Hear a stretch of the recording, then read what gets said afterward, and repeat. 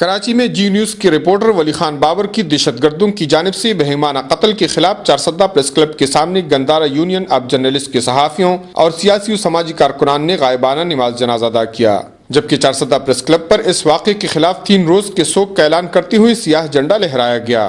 غائبانہ نماز جنازے کے بعد واقعے کے خلاف زبردست احتجاجی واق ہوا، جس میں عوامی نیشنل پارٹی، پاکستان تحریک انصاف، پاکستان مزدور کسان پارٹی، اسلامی جمعیت طلبہ، جمعیت طلبہ عربیہ، پاکستان مسلم لیگ نون، پیپلز پارٹی شیرپاؤ، جماعت اسلامی، تحصیل میونسپل ورکرز، سماجی کارکنان، صحافیوں اور تاجر برادری نے کثیر تعداد میں شرکت کی۔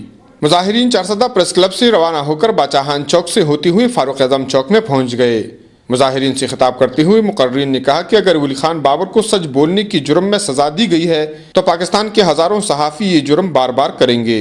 انہوں نے کہا کہ دہشت گرد اور ظالم خفیہ ہاتھ گولی اور تشدد کے ذریعے ہم سے آزادی صحافت کا حق نہیں چھین سکتے۔